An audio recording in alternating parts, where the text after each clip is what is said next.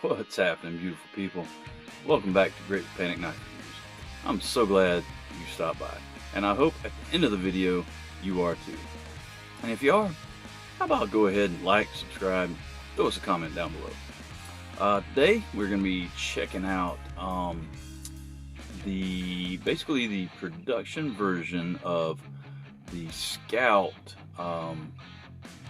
Hex Bit Driver, designed by Joe Wu and produced by CRKT. This is the brass version, but I mean, same, just like the brass version of the Scout Hex Bit Driver. Solid brass with a magnet and then a bearing spinner at the top. So go ahead and check that out and give you guys a demonstration. We're going to be disassembling, do a quick cleaning and reassembling. Matter of fact, the Bugout. So that hopefully that goes well and is informative and enjoyable. Before we get into all that enjoyment, let's go ahead and get a quick panic dump and beverage check out of the way. Today I was carrying the Bugout along with the Monterey Bay Knives Field Trekker, and as has become part of my EDC, the Leatherman Super Tool 300. I also had, and it's Timber Runt 2.0. This is the Holiday Leatherworks organizer with I3T EOS and Refine EP1 and in brass. And that's all I had. Carried the Valhalla Designs Traveler wallet. I did not have the Nook on me today, but I did have a Grateful Dead Hank from Lone Star Hanks. That's it. The beverage for today is going to be some Evening Joe Coffee Blonde from Catawba Brewing Company. Oh, does it say anything on it that 5% alcohol by 5.7% alcohol by volume? It's a vanilla coffee blonde ale with lactose, chicory coffee, and natural vanilla flavor. And Catawba Brewing Company is out of Charleston, I believe. Shit, come on now, it should say. It doesn't say, but I'm pretty sure. It's odd. It does say, it probably says on the box. No, this might be out of, I don't know. It's local-ish. Let's see. Today, let's go old school. Let's send a big old hearty Grateful Panic cheers out to brother Michael Morgan. Brother Michael, cheers, my friend.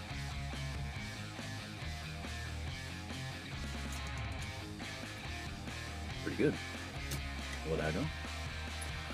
All right, so now that we've got the shenanigans and tomfoolery out of the way, let's go ahead and dive on down and get up close and personal with some CRKT brass Hex Bit Driver.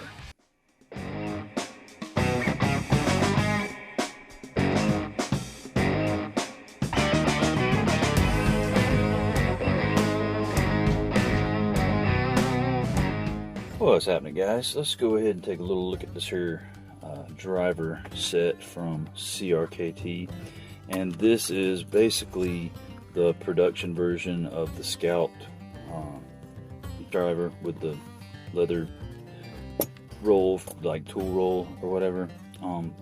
Now the description says full grain leather, but if you were in the live stream the other night where our good friend Joe from Lancelot Leather was the guest,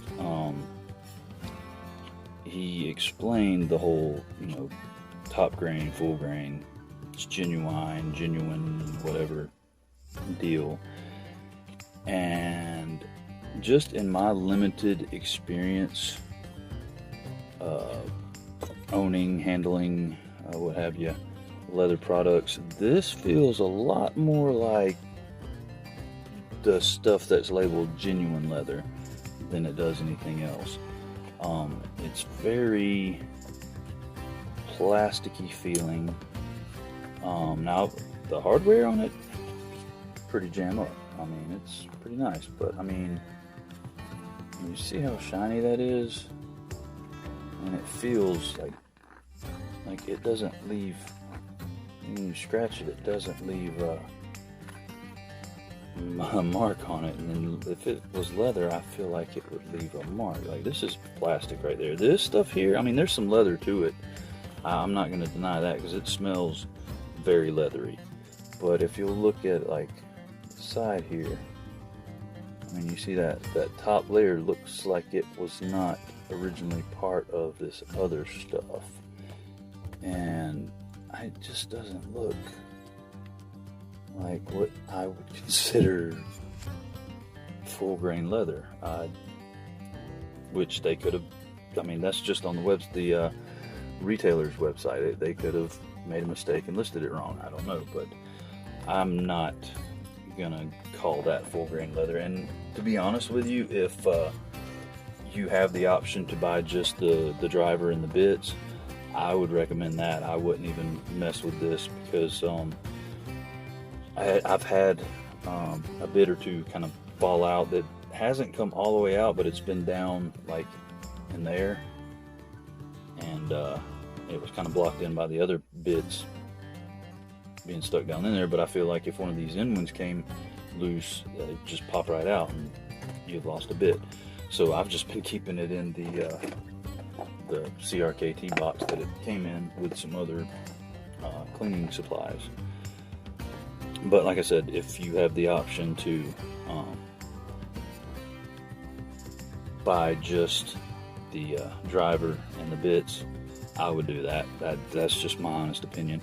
I figured, though, in reviewing this, the best way to do it is just demonstrate taking something apart, see how well it works, how well it doesn't work, and go, form your own opinion and go from there. I will say this was kind of gnarly. The action on the bearings was kind of gnarly when I first got it, but I put a drop of KPL right there and right there, and just kind of let it sit until it soaked in, and I mean, it's good to go now. No,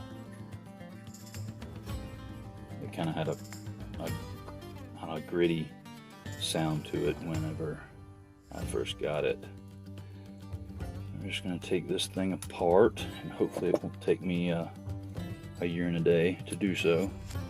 All I need is the 6 and the 10, right.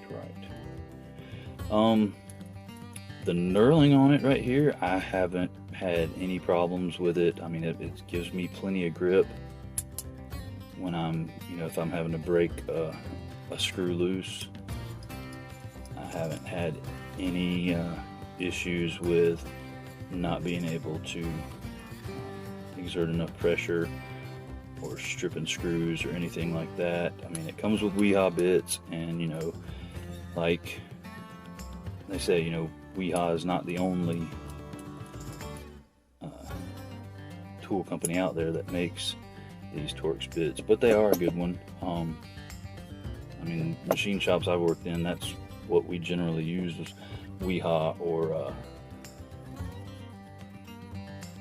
the ones that the tooling dealers brought themselves. Like if it was like Sandvik, the Sandvik salesman would bring Sandvik tools, the Seiko salesman would bring Seiko tools and whatnot. And I don't know who, I'm guessing since they do make tooling, they probably made the So hopefully we can make quick work of this.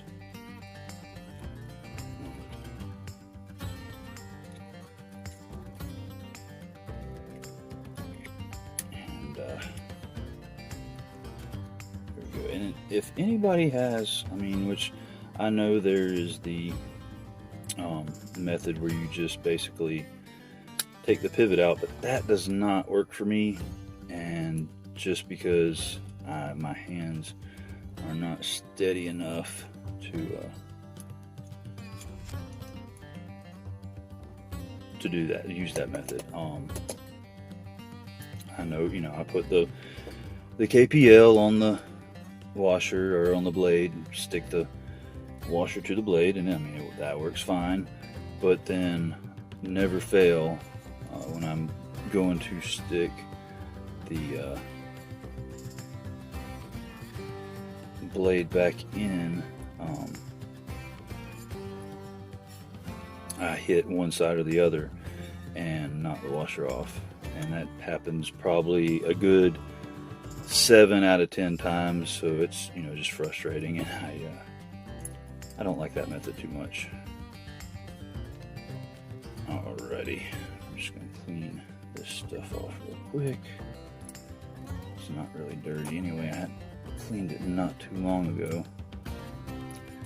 And another thing that might be weird is I have found, and it came out of not desperation, I just didn't have anything else to really use, so I said, what the heck, I'll try this. I have found that using charcoal fluid, like charcoal lighter fluid, works pretty daggum good as a cleaner, and which, I mean, I'll clean the whole thing, but I'll wipe the outside down with a cloth after I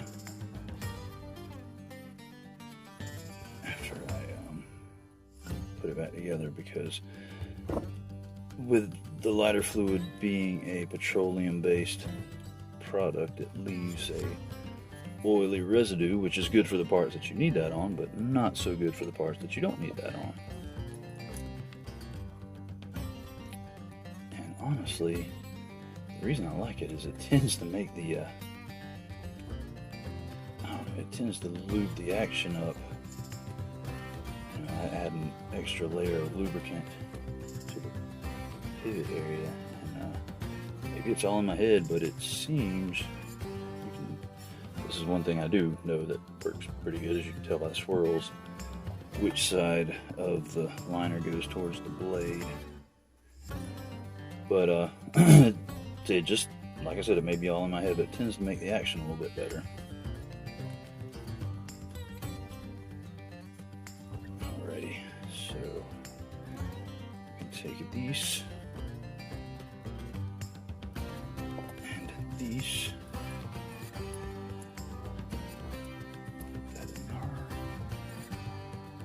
And get this little Omega spring here.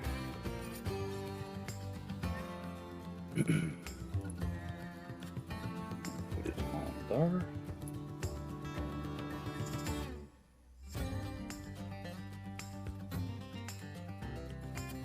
Oops, dummy, wrong spring.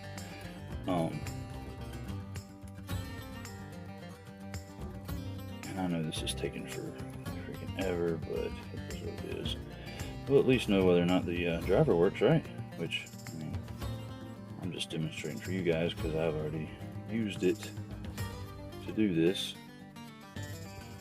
But what good is it me saying whether it works good or not without you actually seeing it?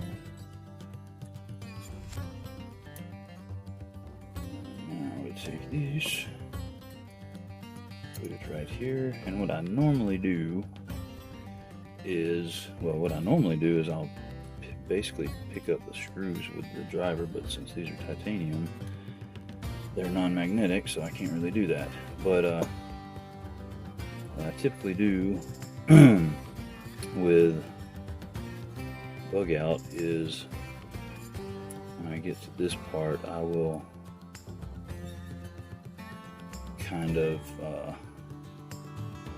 I just won't tighten the screws all the way. I'll just barely snug them up, so that way it gives that liner a little bit of play when you go to put the pivot back through. I just seen, and again, maybe I'm crazy, but that seems to work well for me. Now let's get these washers out.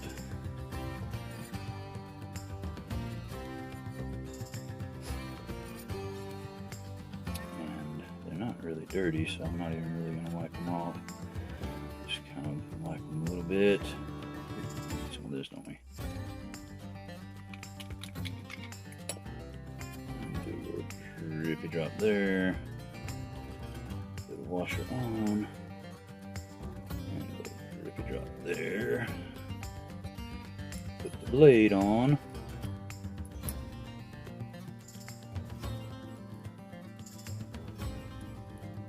Golly, my hands are dumb right this second. What in the world? Oh my goodness. There we go. That was weird. It did not want to work. Alrighty. Go ahead and put a little drippy drop here.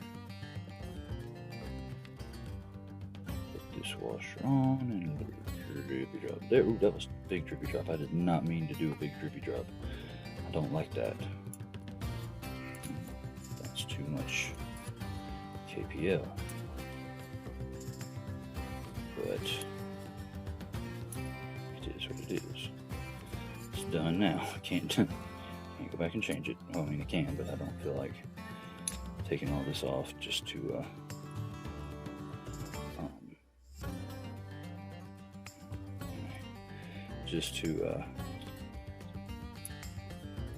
clean a little bit of KPL off, because it'll wear off by itself.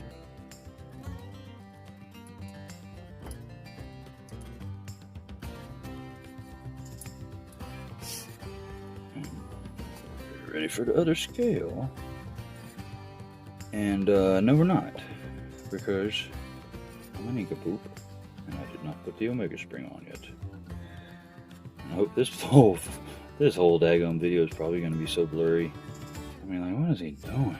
I can't even see. But I'm not even really looking at what it looks like. So hopefully it is clear enough for you guys to make out what in the world is going on, which you may not want to with this catastrophe of things happening. Usually I'll try and just kind of use the same bit, you know, whatever screws I last used, I'll try and put those back in so I don't have to keep, like, part of it's a lazy thing. I don't want to keep having to change the bit out, but part of it is, with me, the more I change the bits in and out, is there's more of a chance of me losing said bits, so try to do so as little as possible. Well, I just do that now.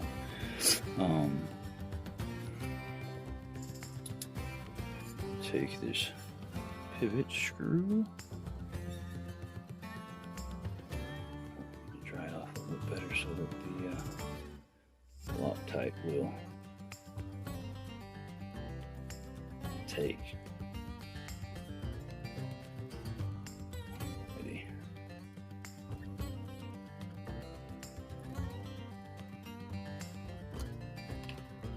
Just give it a little dipperino.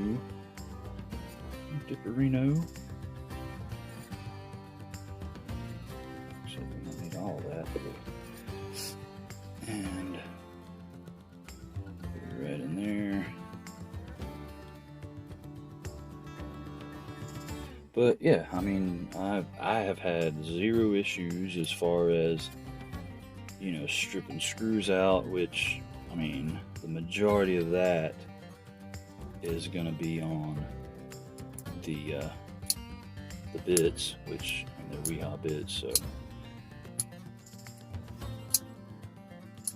we can blame it on WEHA. Alright, no blade play, and it is good and smooth. Alrighty, I got that cleaned off pretty good, right? Okay. All right. Well, so in conclusion, this works great. Don't really care for the leather roll. I mean, it has functioned okay as of the making of this video. I like to put some of the heavy on the, there we go, between the axis bar and the end of the tang there. Work it in a little bit.